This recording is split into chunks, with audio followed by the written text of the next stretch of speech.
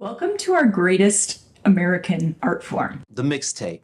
Now, for all of you kids who don't know, Traditionally, a mixtape is a homemade compilation of media from multiple sources, recorded into a medium like a CD, a VHS, or cassette tape. what we are presenting to you here is something we call Mixtape Therapy, A collection of authentic conversations, often wacky conversations, inspired by what inspires us. except instead of a cassette tape, we are bringing you a podcast So just as you might share a mixtape, we share these conversations with you. in the hopes that they spark a similar connection to the good old mixtape. Now, Join us for a little some mixtape Mixtape Therapy.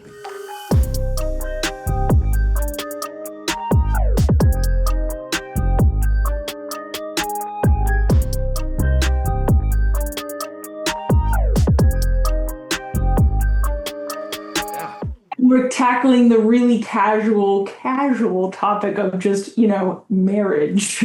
Yeah, So I can do it in about 15 minutes. Maybe you can. I mean, that's amazing. Welcome everyone to Mixtape Therapy. I don't know. Are we doing intros anymore? Hey, Yeah. It's Mixtape Therapy. You know the deal.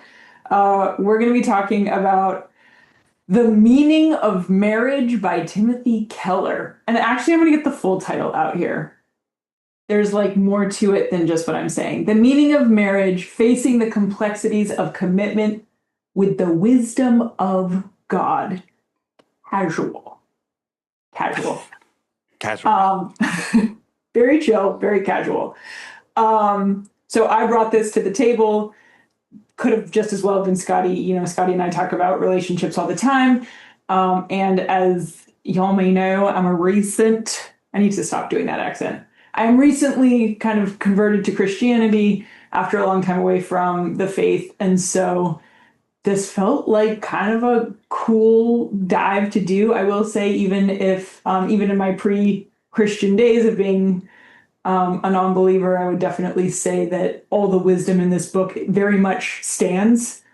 As a couples therapist, right? For those of you who don't know, as a couples therapist, I would still say everything I've read in this book checks out, even if you're not a believer. So if you're not Christian or don't identify that way, hopefully you still get something out of this conversation today. Scottie, what did you think? And yeah. What? That's to you first. I don't want to sound. It didn't really tell me anything I didn't know, but it was all stuff that I had to figure out on my own. You know what I mean? That I went through or experienced or learned or whatever. And so, the book, it's solid, but it is also just a book about just how you show up for other people and how you treat other people and how you're supposed to be in this world. A lot of what he's talking about is how you show up, for your partner and in this relationship. But a lot of that's the same as how you show up for everybody in the sense of on some level, everybody should be your teammate. You should be cheering, positively putting into those people. What you put out is what you get back, all that kind of stuff. And so, I'm really curious about what you're thinking, because I have thoughts, but I'm really curious about what specifically you're thinking, because me and you have talked privately about marriage. And as I'm listening to the book, something he kept, saying was two people living together is not a marriage. And I live with my girlfriend, right? Sure. But I will say that everything about the way he talks about approaching marriage is how I approached my girlfriend. I'm committed to her in a marriage type relationship, even though on paper it doesn't say we're married, because I treat her to the authenticity of what he speaks to in the book, not what marriage is typically has supposed to have been. So with that being said, you tell me what you've been thinking, Hannah.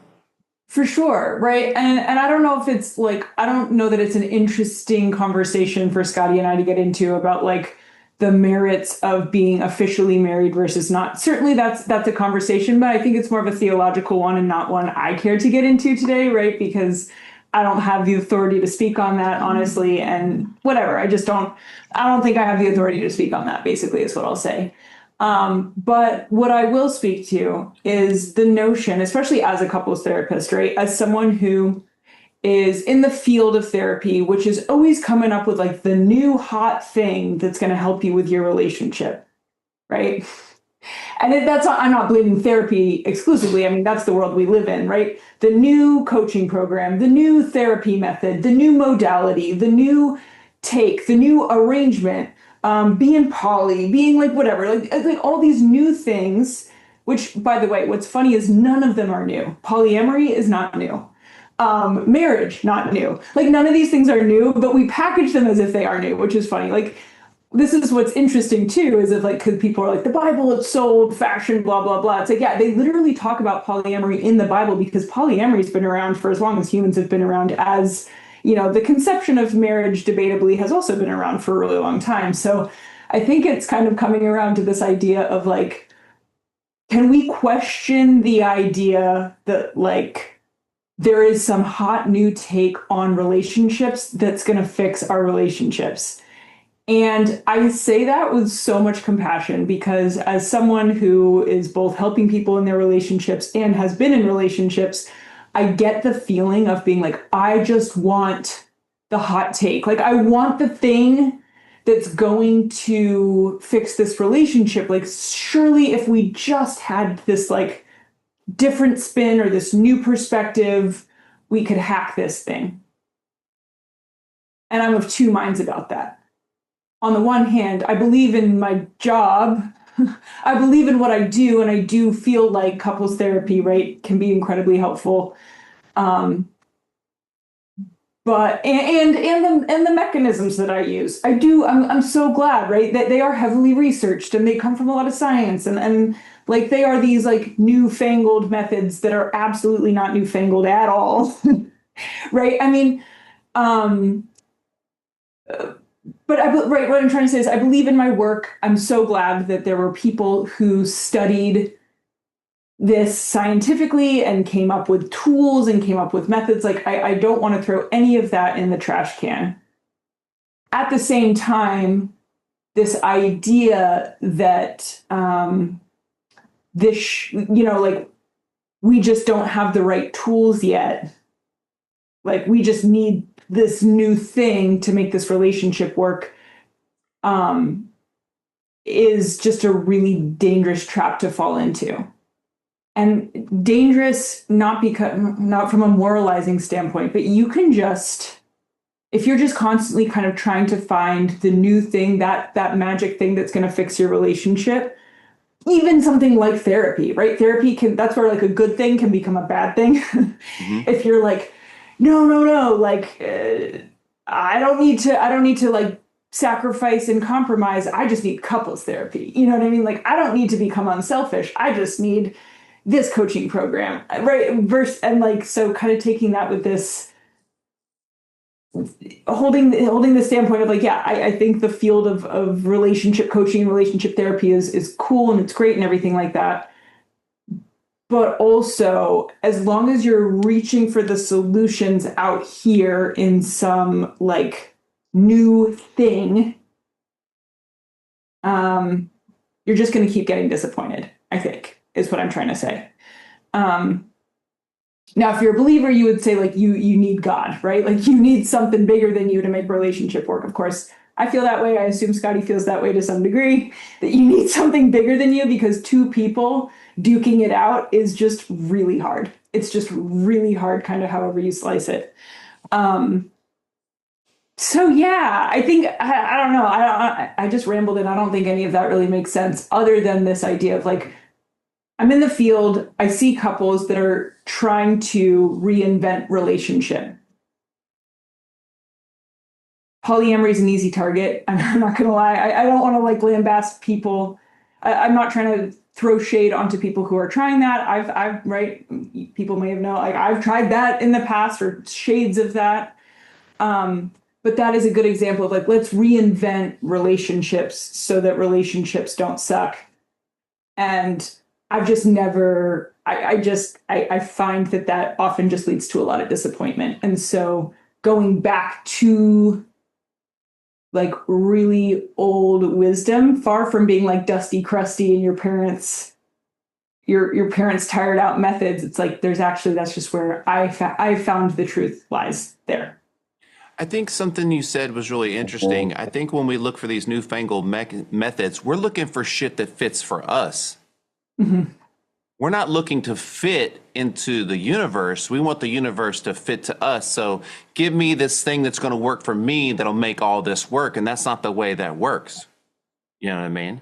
And so I think some of the things that were in the parts of the book that I read that were just really key was like, you don't have to be a religious person, I don't think, to know who Jesus was and how he showed up. Like, I think enough people talk about it that we know that he was probably, he's supposed to be this really great dude and always made the best decisions, always, whatever. Yeah. You know what I mean? Like, hopefully that's what really happened. Right? Yeah, for sure. Yeah. And the key point in the book where it said, you should show up for your partner, basically in a nutshell, the way Jesus would show up for you. That's how you're supposed to show up for everybody. Yeah. You're supposed to show up for everybody as if we're using this example, as Jesus would show up for you. And so, that's how, I can speak, that's how I show up for my girlfriend. I show up as a person that is supportive and wants her to be the best person she can be. And what can I do to make that happen?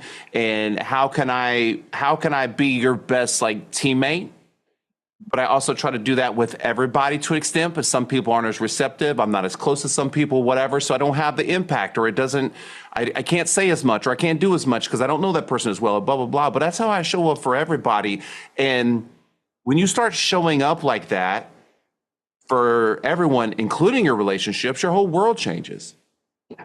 But everything we do is, naturally what we want to do, shit that makes us feel comfortable. And it doesn't always feel comfortable to serve someone else when they're not serving you. But that's what a relationship is. That's when when you're making all these vows and you're making this commitment to somebody and you're committing forever through sickness and health, you're saying, I'm going to show up for you no matter how you show up for me on this particular day. And if that becomes a pattern over time, now you should readjust and go, well, am I being abused? Is this bad? Blah, blah, blah, whatever. But if the person is actively trying to show up for you, even if they don't give it to you all the time when you need or how you need it, just the fact that they're showing up means that they are engaged. And the more you show up for them, I truly believe the more they'll show up for you, because it's like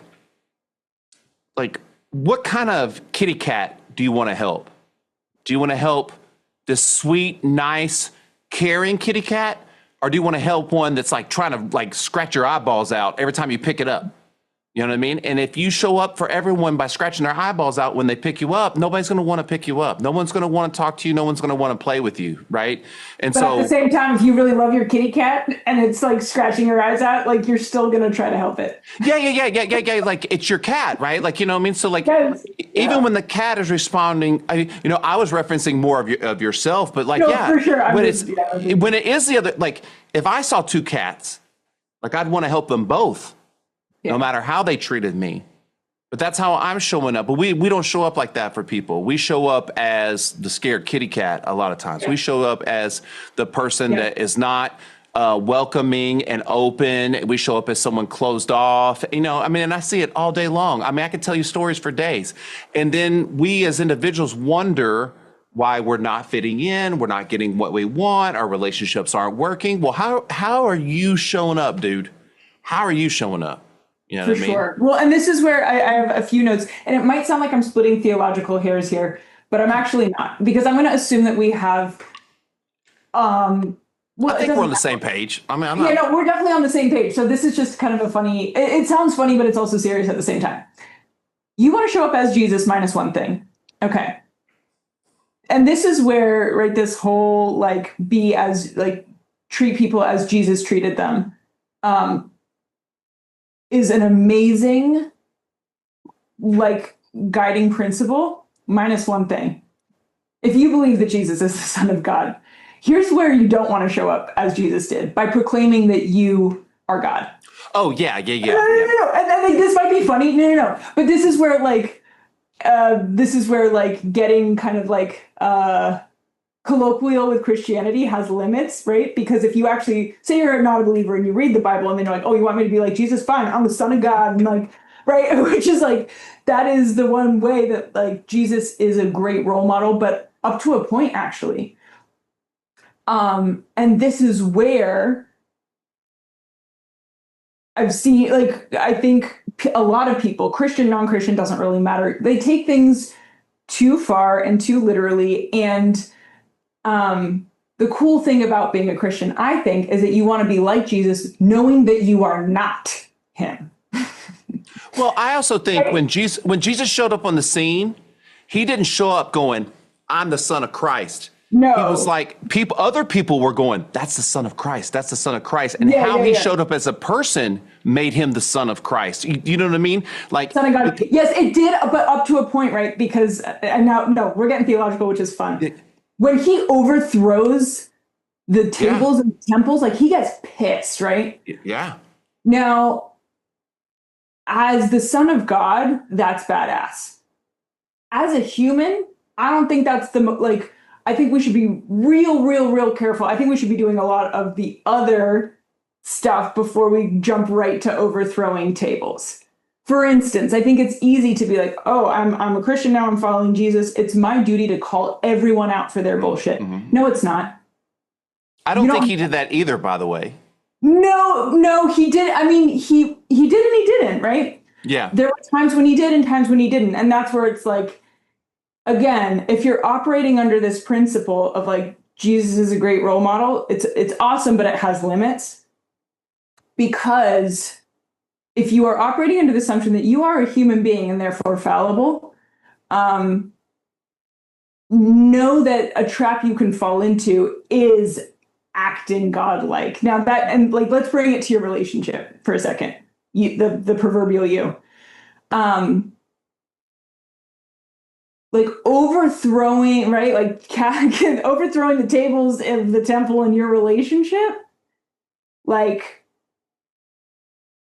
you, like, before you do that, you better have, I don't know what I'm trying to say. I would just say, like, that's where we reach this cool, interesting point of be like him, but also know that you're not him.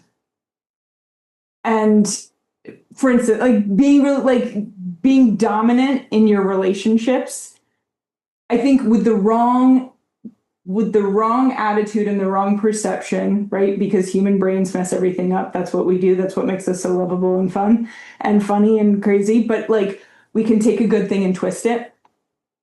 And so I think, right, like, taking the seat of authority in your relationship, I would just be so careful with that, is all I'm saying. So, okay. So careful. Even when Jesus, does this, right? I'm sure everything that led up to that was authentic to that situation or to that point, right? Yeah. And even when he did that, he wasn't doing that for his own selfish reasons of domination. He was doing that for everyone. He was showing up for everyone. Yeah. And so again, Jesus is not wrong when he does that thing, because it's not about him. It never was and never will be about him. It never was. It's about everyone. And so, when you show up like that in your relationship, in that moment, your partner is everyone. That is everyone that you're putting that energy into. And so, human beings are flawed and fallible, and my girlfriend does stuff that make me mad. People do stuff that make me mad. I lose my shit at times. I mean, like, we're all human, right? But like, I try to more than not show up as a supportive person for my partner, especially in the role of our relationship, because I know if I do that more than not, then that becomes the norm and the others become outliers. You know what I mean? Yeah. And I think that's, to your point, it's really important because there's a part like this part really, I like this part a lot. he was talking about in the part in the Bible where it says the woman needs to be submissive to the husband, yada, yada. Mm-hmm. And, you know, and people tear that apart and blah, blah, whatever. But even before he explained it all and gave his rationalization for it, I was thinking in my head, I was like, I am submissive to my partner on a certain level because I need her.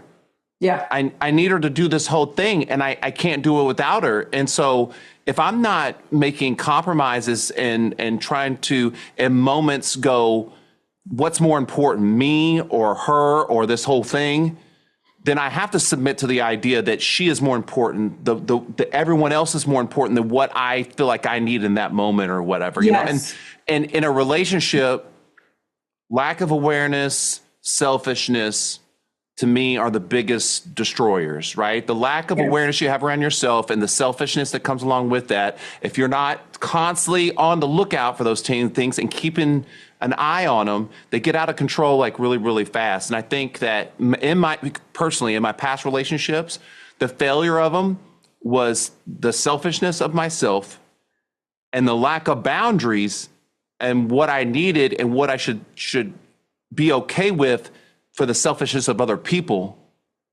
You know what I mean? And that instead of talking or leaving or boundarying those situations, I just allowed them to be selfish. And then that turned me, I started being selfish because I feel like that I'm being taken advantage of instead of holding my boundaries aground of like, that person's selfish, but I don't have to be, you know? And like, but these are all new thoughts to me. You know what I mean? Like, you know, automatically when someone treats you poor, you want to treat them poor. It's automatic. Yes. And you should go, that person treats me poor. That's that person's prerogative. That's not mine. That's not how I show up. Even though they're treating me poor, I'm going to treat them great. And that's how, but I don't do it every time. Power. I don't do it every time. I know. But that makes a relationship good. Every relationship, your friends, your parents. That's how I show up for hey, how do you think I show up for my mom and dad? Like, great. They're both 70 plus. No offense if they see this, but you know, they say crazy stuff and they have different ideas about what they want to do. And I'm a grown ass adult now. Yeah. So like I could show up like just pissed off and irritated or frustrated with them all the time, but I don't, because they're important to me. I want us to have a great relationship. And I know if I show up good, I have a higher potential of impacting them for them to show up good. If I show up bad, there's a higher potential for them to show up bad. I think it's so right. I want to speak to women specifically. Yeah. Because I think women feel totally screwed over by life, right? Understandably so. They feel screwed over by the concept of marriage. They feel screwed over by Christian doctrine as they understand it. They feel screwed over by life. I know men do too, but I'm a woman, and so I'm going to speak to that. No, I think each is screwed over in a very unique way, and it's not cool for either one. It's not good for anybody. I agree, right? And I know what's hard, right? Is this is going to be so hard to say. I think the feeling that women are more screwed over than men, objectively and like absolutely. I'm not saying that that's not a valid stance in some way. I just know that that is a stance that is going to leave you miserable. Like it just will. It just will. If you kind of dig your heels in and think like it is just worse to be it's a worse thing to be a woman in this world. First of all, I've been there. I understand. I'm not judging you. I'm just letting you know, right, that like that perspective on life will never lead you to anything like truly great. It's okay to be there for a little bit. Sometimes we have to like steep in the injustice of what we've experienced as a woman and what other women have experienced. And I understand how a book like this would make a woman who is in that place really angry. Like I think a book like this would make me really angry, you know, in my past, and sometimes it even makes me angry now, right? I mean, relationships are hard, man. Like reading about them, I'm like, this is so hard, and like this is so like this is just so challenging to do. But specifically, this point about like submitting to your husband, right? I mean, first of all, that's been twisted by humans in the worst possible way. So just think of like anything that you hear and how it gets twisted is just like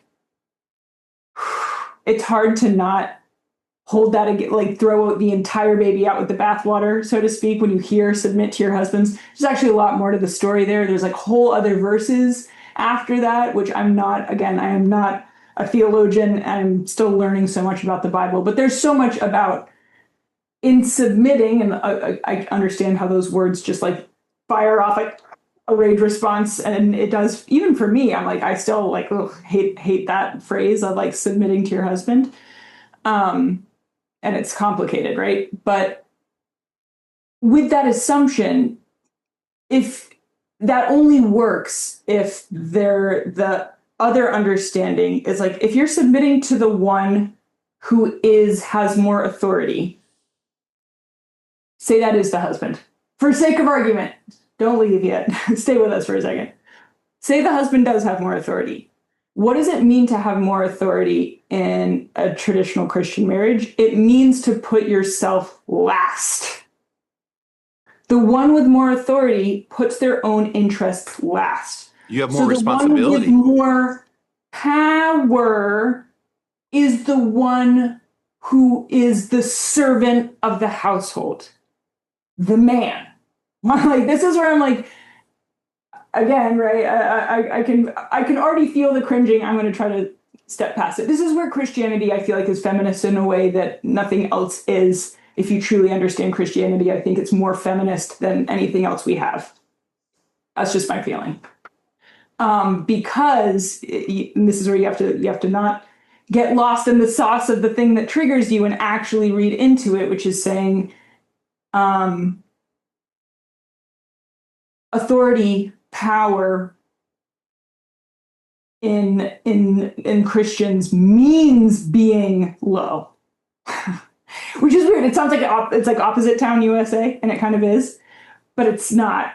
If you're listening to kind of well, I mean, someone that's a leader knows that they put themselves last and puts their whole team in front of them. Yes. Right. To empower them, and as the head of my household, okay, and the one that's responsible for a lot of stuff that goes on around here, I have a responsibility to serve my daughter and my girlfriend. Yes. Because I have all this responsibility. I have all this authority and stuff like that. And you could ask my girlfriend, I don't know. I don't think she ever feels like she has to submit to me in the sense of like, I'm an authority figure and I'm dominant and you must submit. I think that's a misunderstanding of the word. Like, that would be a twisting. That would be not. I think she submits to me because she knows I care. She knows I love her. She knows I'm going to take care of her. She knows it's not a submission of like giving over power. It's like, I want to be with you. I am submitting to this idea of us being in a relationship together and us because I know that you care for me. Yeah. And I think that's a very, very different thing. Because again, I submit to her in a similar way. Like, you know what I mean? I submit, like, I think about how she has authority. Probably you submit. Yeah. Like what? Yeah. I can't think of anything off the top of my head, but yeah, when the roles are flipped and something's more important to her, like example, like we just had to put down our dog. Oh. Okay. Yeah. It was she was old, and so it sucks, and this was my girlfriend's dog, and she's been so sad about it or whatever, and so I know that my role right now in our household currently is how can I be most supportive for her while she goes through this loss? Yeah. So she's kind of in control in the sense of like, I just check in. What do you need? Let me know. I'll give you time. Do you need me to do this? She's like, can you do this for me? I'm like, absolutely. And it's just, so you go, well, how long is that going to go on? I don't know. It might go on for months, but I'm not going to judge or expect my partner to have to do things because I'm not okay. Yeah. I'm gonna figure out how to be okay inside of what she needs at this moment. And I don't think that people do that. I think they go, she's, and I'm guilty of this. I'm like, you're responsible for you and I'm responsible for me. And I'm still not responsible for her, but that doesn't mean I can't be a good teammate and I can't be helpful and I can't be supportive and I can't submit to ideas that maybe I normally wouldn't do. Like, you know what I mean? Like normally maybe it was like her responsibility to do blank. and I go, nah, now I'm going to do blank this week because she needs me. Like, I wash, I don't normally wash the dishes, but when I get a chance and I know she needs it, I try to work it in if I can. And she was like, oh, thank you so much for doing the dishes. It's just, everything's so stressful. And I was like, yeah, you know what I mean? Like, but none of this feels like a sacrifice or like I'm submitting or someone's more dominant. It feels like that at any given time, somebody has the ball and the person with the ball is the most important person. And so they're taking the shots and doing the stuff. So do you need me to pass it to you? Do you need me to just like block for you? What do you need me to do? Yes. You know what I mean? And then the role will change. I'll be the person with the ball and she'll be the blocker. Yes. You know? And I mean, it's a beautiful analogy, right? That's like, and if I were more of a sports person, I mean, I know enough about sports and balls to be like bat tracks, but no, truly, right? Like that is how it should be. And it's hard, right? Because it's really easy to get tripped up on biblical language. I'm saying biblical. It's also just hard. It's easy to get tripped up on any kind of traditional values, whatever we want to call it. When we say traditional values, what we're saying is just like, guys, this is the shit that like people have been thinking about since the dawn of time. Like, yeah, we should always be aiming to improve and progress, but also like you don't throw away thousands of years of wisdom just because there's like this much of it that hurt your feelings or no, I shouldn't say hurt your feelings, fucked you over or like, right. Or this part of it got twisted or this part of it really screwed over this group of people in history. I'm not going to make that petty. That's a big deal. But I think the urge to just completely overhaul thousands of years worth of people just like you and me working hard to like be good for each other. Don't throw it away. And I say that to, my past self who, I don't think I was ever so far in one camp. I was never so far in the progressive, and I mean that in every sense of the word, camp that I thought like we should throw away marriage. Like and it's okay if you're there, right? I get it. Like I'm not, like I believed in marriage pretty much my whole life. I always believed in marriage, even when I was like not a Christian or like, or super angry or hated everything that I was brought up with, even when I was super angry, right? I still like sort of believed in, but I would like cherry pick what I liked, which I think most of us, if we're being honest with ourselves, cherry pick what we like. We try to take the best parts of something like marriage and we want to throw the rest away.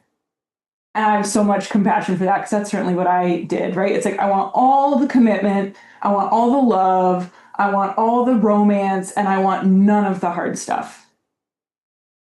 And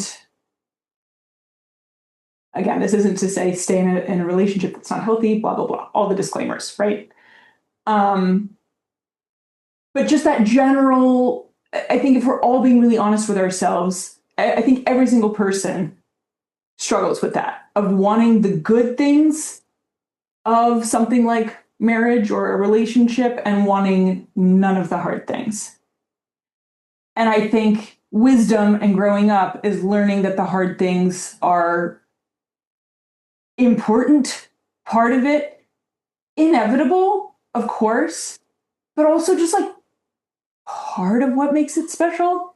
Can I tell you my quick thought on this? Yeah. Help me out. I think the hard parts are what make you want to have sex with your partner and be committed to them monogamy. I truly believe that. Yes. Past the honeymoon phase, yes. But can you say a few more words about that? All I'm saying is that like I've never felt more monogamous, wanting to be more monogamous in my entire life. And this relationship is just as hard as any of the other ones. Sure. But because I invested into my partner in the way I have through the therapy and hard things and blah, blah, blah, whatever, I want to have sex with that person now. Yes. Like, you know what I mean? Like I made an investment. I made an emotional investment into them. And so now so as the one. And so now I want to have sex with them. Right. Yes. And I think that a lot, I could be wrong, but for the most part, in most relationships, friends, boyfriend, girlfriend, we don't invest enough into that other person to feel like you have an investment, to want to stay, to want to be monogamous, to want to be with that particular person. Because there's really, I can be attracted to people, but there's no one that I want to have that close bond, the close bond of intimate sexual intercourse with, other than my girlfriend. Like, you know what I mean? Like random sex would be one thing, but like the bond of sexual intercourse, I don't even think about anybody else but her. Like, I mean, I just want to be close to her, like, because I'm invested, and I think enough people don't, and they're scared to invest. They invest a little bit and then they pull their money out. You know what I mean? Like, dude, we don't. If you think that and this is like, if you think random sex doesn't take a toll on you, you're wrong. Yeah. And I mean that for every possible reason: physical, emotional, spiritual, if you dig that. And what I will say is, you don't know that when you're young and you haven't really faced. What's weird is you do face the consequences. You just don't think it matters. Like random sex, or it could take a little toll or a big toll, but it does take a toll. And like, believe me or don't, it doesn't matter. I don't care. I'm just saying, from someone who's like spent the majority of my life being like sex positive. Again, any of these terms, it's like there's a good version of that and there's a twisted version of that. I'm talking about the twisted version of sex positive. I'm talking about like all sex is good no matter what. There's no shame. No shame, no shame. I do think shame, generally is like not a super helpful mechanism when it's coming from one person to another. But the crappiness that you feel when you have sex with someone that you shouldn't have had sex with. Ooh, this is like way too hot of a take to be leaving on, but here we are. The shame that you feel when you have sex with someone you shouldn't have had sex with for whatever reason. I don't care the reason, but you know the feeling when you have shame when you just had sex with someone. And I think there's a narrative out there. It's like, no, that shame is bad. Get rid of the shame. I don't think you should get rid of the shame. I think you should freaking listen to it. Because that's something, I don't care your creed, whether it's your body or your emotions or your spirituality or your faith, whatever it is telling you, hey, that wasn't good for us. Mm-hmm. Listen to that. I think we've done this weird thing in therapy where we've made shame the enemy. Like, blanket statement. Anytime you feel bad about yourself, like, that's a bad thing and you should fight against it. And I'm like, yes, I think stewing in shame is definitely not a place where we want to live. And I think, especially, here's what I'm not into. One person shaming another person. No, that doesn't really work. It doesn't, it's super painful and terrible and traumatic. And it also just like categorically doesn't work. In my experience, that always just sends a person further into the bad behavior that they were starting with. So it's like shaming from one person to another, not great. But the internal shame that you feel when you've done something that you didn't actually want to do. There's sort of this notion in some circles of therapy, right? That it's like the shame is bad. It's like, or the shame is telling you that what you just did wasn't good for you and didn't align with your values. Or just, hey, you're not the kind of person that can have random sex. I don't think anyone's the kind of person, whatever, okay. Right? So anyway, that's the part where I'm like,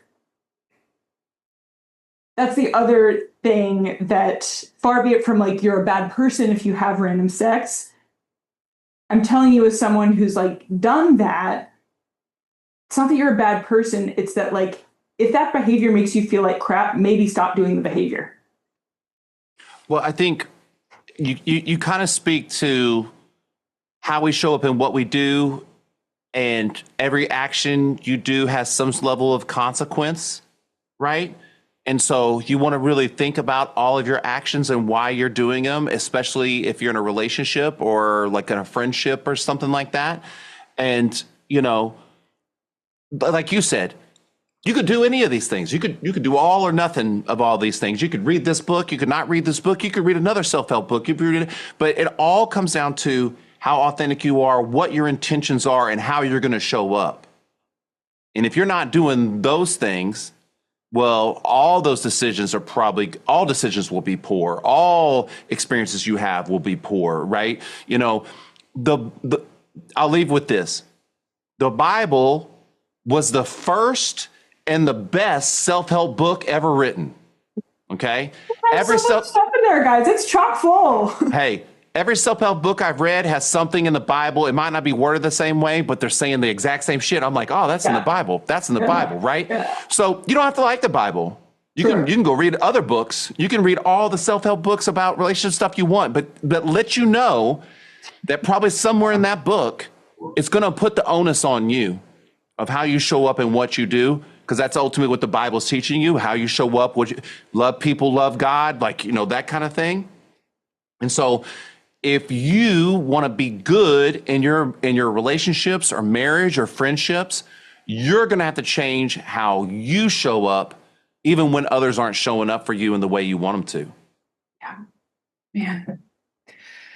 Oh man, it's I think what's cool about being a human being in the world, let's own the fact that we're Christians for a second. What's cool about being a Christian who also lives in the world and like doesn't block your ears out to like everything that isn't Christianity is that you really come to appreciate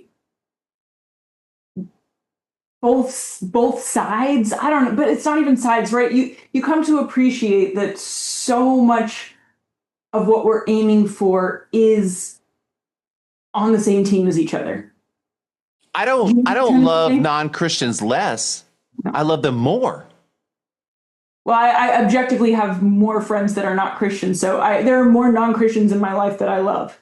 But I mean, I love those people more because in my little opinion, they need more love because they're not getting this other part that I'm getting. They're not getting this reassurance of my path and what I'm doing and how I show up. They're not getting that. And so as a Christian, if I'm going to be Jesus or God-like, that's how I should be showing up to them. And I think they even said that in the book, you know, like those people deserve more love. The people that are on the edge deserve more attention, more caring. The last thing you want to do, when someone's pissing you off in a relationship, the last thing you want to do is love them more. But when my girlfriend gets cross with me, I try to love her more. I try to love her not harder, just more. You know what I mean?